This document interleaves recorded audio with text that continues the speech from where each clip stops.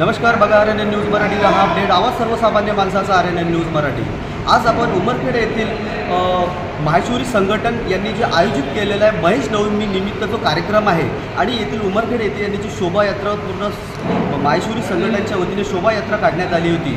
मागील 2-3 दिवसापासून यांनी इथं विविध सामाजिक आणि शैक्षणिक आणि स्पर्धात्मक जे कार्यक्रम ठेवण्यात आले होते त्यानिमित्त आज येथील राजस्थानी भवन येथे भव्य रक्तदान शिबिर इथं ठेवण्यात आलेलं आहे। आणि या निमित्त आपले माहेश्वरी उमरखेड माहेश्वरी संघटनेचे अध्यक्ष आहेत मनोज भैया माहेश्वरी।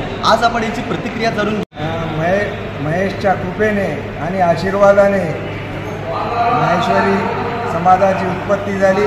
त्यापूर्वी माहेश्वरी समाज हे एक क्षत्रिय समाज होता। त्यांनी थोडे यज्ञ वगैरे आहे यांचा विध्वंस केला, त्यामुळे श्रापामुळे ते गोट्याचे झाले आणि नंतर महापार्वतीच्या म्हणण्यानुसार प्रार्थना केल्यानंतर त्यांच्या ज्या मुलीच्या श्रापामुळे दगडाचे झाले।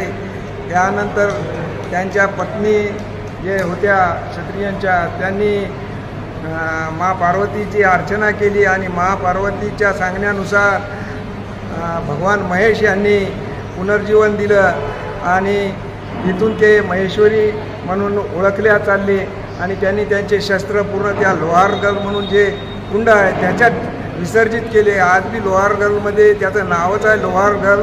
तिथं कोणतंही शस्त्र लोखंडाचं टाकलं तर त्याचं पाणी होत असतं।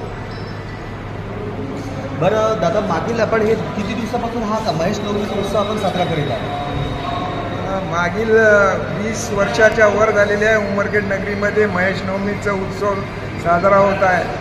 महेश नवमीची हे आपली उत्पत्ती कशी झाली काय सांगाल? उत्पत्ती हे आता मी जे सांगितलं तेच आहे, पौराणिक याचं सर्व साक्षी आहेत। बऱ्याच ठिकाणी याची पूर्ण कथा आहे आणि तिथूनच आता माहेश्वरी समाज हा पहिले राजस्थानमध्ये एकवटलेला होता, त्यानंतर पूर्ण भारतामध्ये आज प्रत्येक गावामध्ये माहेश्वरी समाज आहे। त्यांनी ज्या गावामध्ये आले ते त्या गावाचे होऊन राहिले आणि त्यांनी तिथं बरेच सामाजिक धार्मिक धर्मशाळा मंदिर असे बरीच सेवा प्रत्येक ठिकाणी केलेली आहे।